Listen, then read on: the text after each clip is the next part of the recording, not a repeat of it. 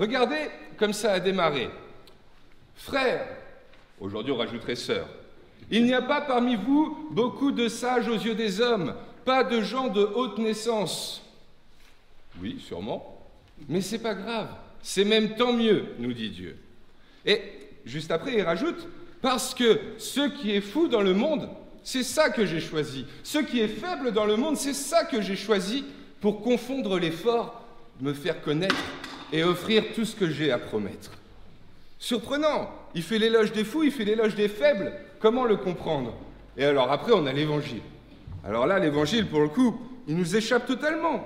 Comment peut-il dire « heureux les tristes, heureux les affligés, heureux les persécutés, les insultés, les trahis » Est-ce que Dieu serait doloriste? Est-ce qu'il veut qu'on se mortifie? Je ne crois pas. Ce n'est pas le témoignage que nous a laissé Jésus. Mais alors, comment comprendre? Serait-ce un idéal de vertu spirituelle vers lequel il faudrait tendre? J'en doute. Dieu ne peut pas nous demander de rechercher d'être trahi, insulté, persécuté.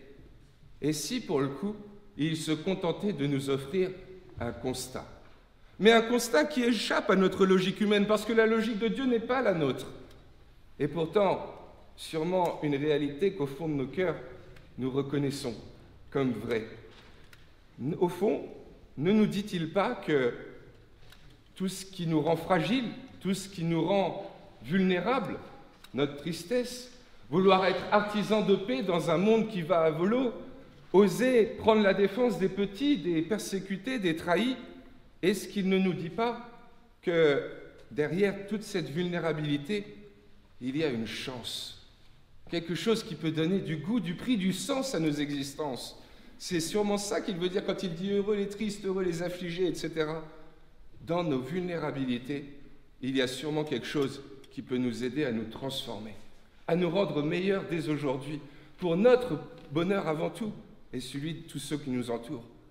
Et ça, c'est contre-intuitif.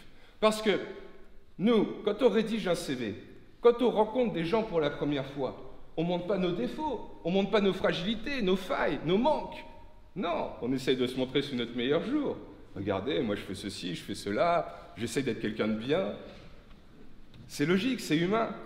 Et pourtant aujourd'hui, Dieu semble faire l'éloge de la faiblesse, de nos vulnérabilités. Comment comprendre? Et je me disais, on en a une belle illustration dans cette maison. Au fond, on a tous déjà eu ça une fois chez nous. Quand apparaît une petite fissure sur un mur, il va falloir déjà la combler pour remplacer un petit peu, redurcir ce qui est fragilisé. Et des fois même, ça nous donne envie de faire plus, de nous dépasser. Plus que de seulement la combler, on va se dire, allez, et si on en profitait pour refaire toute la peinture du salon? Oui, et si nos failles, nos manques, n'étaient pas à la fois la source de nos besoins les plus essentiels, et peut-être même la source de ce qui nous donne des envies de mieux, des envies de croître vers du mieux pour nous et les autres. Au fond, je me disais, si nos failles, elles peuvent nous aider à nous améliorer, essayons de trouver un bel exemple. Et j'ai appris il y a quelque temps que les esturgeons, vous savez ce qui donne le caviar, là, les gros poissons, ils vivaient déjà à l'époque des dinosaures. C'est surprenant, parce que donc ils vivaient déjà il y a plusieurs décennies, et ils étaient exactement comme aujourd'hui. Comment ça se fait que Dieu ait créé des êtres déjà parfaits au point qu'ils n'aient jamais besoin d'évoluer, et que nous, au contraire, on ne cesse de le faire depuis des centaines de milliers d'années? Peut-être parce que justement, dans cette imperfection, dans ce manque qu'on a, il nous offre de grandir toujours plus et toujours mieux. On ne peut pas voler, on peut être jaloux des oiseaux. C'est grâce à ça qu'on a créé des avions, qui nous permettent d'aller plus loin, plus haut, plus longtemps que n'importe lequel des animaux. C'est génial. Nos manques, on a envie de les dépasser. Et c'est ça qui nous fait grandir, progresser et toujours mieux profiter. Mais plus que ça encore, je crois que nos failles, nos blessures, nos fragilités, c'est ce qui nous donne de toucher ce qui a le plus de goût, de saveur dans nos existences. Aimer et être aimé. Parce que qu'est-ce que j'aime chez l'autre? C'est pas ses plus hautes vertus, c'est pas tous ses mérites, c'est ses vulnérabilités. Quand je suis en train d'admirer quelqu'un de parfait, je ne l'aime pas. Je suis comme son subordonné. Il n'y a pas de relation d'égal à égal. Et en fait, j'adule ce qu'il est, je le contemple, mais je ne l'aime pas vraiment. Ce qu'on aime chez l'autre, c'est pouvoir prendre soin de lui et que les autres prennent soin de nous. C'est ça l'amour. C'est aimer les petits défauts, les petits manques, les petits trucs où j'ai quelque chose à offrir à l'autre et de même en retour. Là où nos forces, nos puissances, nos mérites nous isolent sur nous-mêmes, on en profite, on en jouit, mais ça nous centre avant tout sur nous. Nos failles, nos manques, nos besoins, ils nous conduisent vers les autres, ils nous conduisent vers Dieu, ils nous conduisent vers du mieux ensemble. Peut-être qu'en fait, oui, nos failles, nos manques ne sont peut-être que des choses éminemment nécessaires pour toujours mieux profiter de ce qui nous est donné et pouvoir même le dépasser.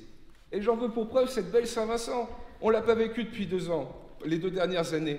Et bien pour le coup, je suis sûr que cette année, on a encore plus envie d'en profiter, tous ensemble, et même de nous dépasser dans cette belle journée qui nous attend. Oui, nos manques peuvent être véritablement source de ce qui va nous donner vraiment de jouir pleinement de la vie, de tout ce que lui veut nous offrir au fond. Le bonheur n'est sûrement pas dans nos forces, nos puissances, mais peut-être dans ce qui peut naître de nos vulnérabilités. Je crois que c'est ça que nous dit l'Évangile aujourd'hui. Peut-être qu'il ne faut pas les rechercher, sûrement pas d'ailleurs. Jésus s'est toujours battu contre le mal, mais reconnaître que dans nos vulnérabilités, nos fragilités, là peut naître quelque chose qui va nous sauver. Et si on profitait des quelques secondes là qu'on va avoir de petite musique pour méditer en nos cœurs, que le Seigneur nous offre de nous souvenir chacun dans nos vies, dans nos existences, au moins une fois où ce qu'on voyait comme un manque, une fragilité, une blessure, quelque chose qui nous faisait mal, nous fragilisait, nous a réussi de nous conduire vers du mieux. Et on en a tous des exemples comme ça dans nos vies.